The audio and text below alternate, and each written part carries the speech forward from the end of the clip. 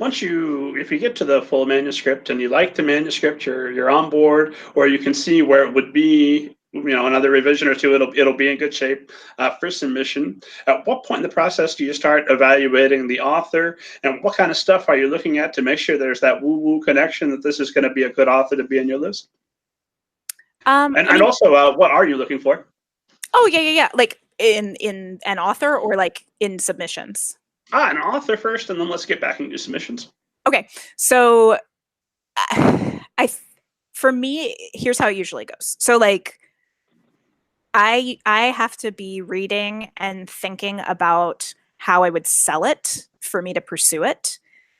Because again, there are a lot of books where you'll finish and you'll be like, that's a book. I don't really have a great idea of like what I would do with it. Because again, so like the challenge for me now, like Molly always says that I am like an otter with a puzzle ball, and the puzzle ball is publishing. So I just am like, I want to get that. I want to get the fish. I want to get the fish. I want to get that blurb from my next book. A book! Exclamation point. Hollywood. Right. Excellent. So the puzzle ball that I'm interested in most often now is not just like, can I sell this, but does this add to the overall picture of what it is that is out there in the world? Like, do I feel like this adds meaningfully to the overall conversation and the category and the industry? Like, is this filling a hole that I perceive in the market? And that's a really different question than like early in your career when you don't have as many clients and you kind of have more niches to fill, right? So like, I work with Alan Gratz, who, this is his most recent release, Grenade, but he also is the author of Refugee, which just celebrated a year on the New York Times for middle grade. So like, the likelihood of me taking on Alan, this book Grenade is set in the Pacific Theater during World War II for middle graders. That is a tightrope walk. Like, the likelihood that there would be another book in that same space that I would pursue is very slim, just because I kind of have somebody who's like, I got Alan, like I'm not going to compete with Alan. So when you're earlier in your career, there are more places with less competition. Later on, what starts interesting me is like, what are the stories I don't have? Who can I work with who's doing things that I haven't seen before? I want to be surprised and delighted. And I also want to know totally 100% what the potential is. On the adult side, I work with an author, Jasmine Guillory. This is her upcoming book, but her most recent release was just the Reese's Book Club pick, the Hello Sunshine Book Club, which for women's fiction is a very big deal. And she's an author who, when I read her submission, I was actually on maternity leave when I offered representation to her. And I read it and was like, I know exactly what to do with this. I know what format you publish it in. I know what the cover looks like. Like, I just knew what that was. And that zing is the thing that I have to have now. Like, I can't just be like, that's a good book. People would like that. I have to be like, here's what it is. Plan of attack, let's go. So that's a really different read. And that's not, every agent is coming, like, you can't, this is why I like worry about people getting fixated on specific agents, because every agent is working in their own like mental space like that. And you can't know where somebody is and like what they're seeking and where the holes are in their list.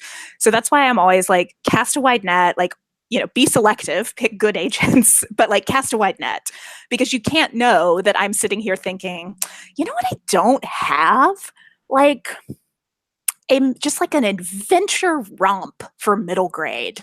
Like, you can't know what's in the background because a lot of it's not announced yet or hasn't come out yet. So I worry that people sometimes try to like do it from their side instead of just like trusting in the process. And I get that, because it's awful to be out of control of like the entire situation, but so much of this industry is kismet. So I'm just hoping that the books come to me at the time when I see the gap and know what to do with them. So after I read something and I feel like I have this strong, clear sense of like what I add to the party, that I would be the person who could help get that book where it needs to go, then I will sort of flip back through that first query and just kind of see how the person describes themselves, like what they're up to. Were they a librarian? Were they, just a person who is working a job and writes on the weekends because it gives them joy. Like all of those are perfectly great. Like I don't really care what the answer is, but I'm curious in how you talk about it.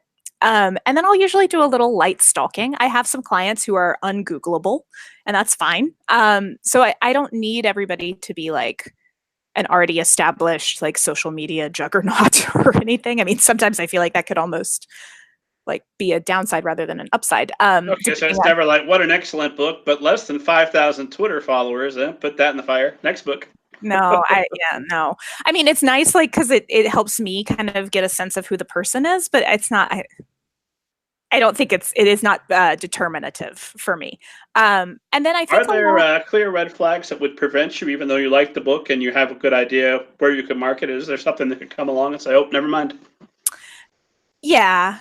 I mean, but a lot of times too, like that will come up in the way that we've interacted. Like we'll like, I was a lot of people's assistant before I was an agent on my own, and the most valuable thing that I took away from that was getting a read on people via like email communication. So I have a fairly good sense for the kinds of people that I will work well with and the kinds of people that I won't. And I think when you're on the phone, so like I always call to offer rep, and I usually will talk with someone for a bit before I actually get around to that. And I have had, again, like I feel like my picker's pretty good now. I can usually kind of just suss out from like even just the back and forth of like, will you send me that manuscript? Which is, I know, like 4 emails, but I swear. I usually have a pretty good sense. Sometimes you will have a phone call and you're like, we are not each other's person. And I find that often, like, again, I trust writers. I believe in writers' ability to be self-aware. And I think that if I'm feeling that, they are too. Like, it's a two-way communication street, right? So I find that generally speaking, you don't have to say like, I am not offering representation for them to like know that you guys are not the right fit. But that doesn't happen that often. Agents are also really chameleons, and we kind of work with each client where they are and how they are. So it's not, it's like like we're not getting married, like we need to speak each other's language. We need to be able to trust each other, but we're not forming an, everlasting trough. So I can work with a lot of kinds of people, I guess is the takeaway. But yeah, so you do try to get a feel for somebody and kind of a sense of, I would say like, obvious like anger issues on the internet would be a red flag for me. Like if, somebody's using their Twitter account only to like yell at like other, civilians or like harass celebrities or whatever, like that's not great. Strong opinions are fine. People are allowed to have opinions on the internet, but meanness, like general meanness, being like obviously, awful online is not great. But again, this doesn't come up that much for me. Like I've not really ever loved a book and then gone online and been like, oh, that person marched in Charlottesville. Cool. Like that's not, I hate to be like that those people wouldn't write good books, because maybe they would, but it just hasn't happened that way for me. So I can't really point to a specific case, but generally speaking, I find that like the people whose manuscripts I respond to are like lovely human beings. Whether or not they want to work with me is about personality, not like, red flags. That's usually true, although I always go to the example. I try not to author shame. This one time I will. I love Ender's Game. Just adore that novel. Yeah. And then I go online and I read Orson Scott Card and I go, oh no, you didn't read your own book. You don't understand the thematic concerns you established in your novel. How did you write this book? Where did you steal it from? Isn't that wild when you're like, you wrote this thing that told me the opposite of what you're doing? Yeah, that's not my client.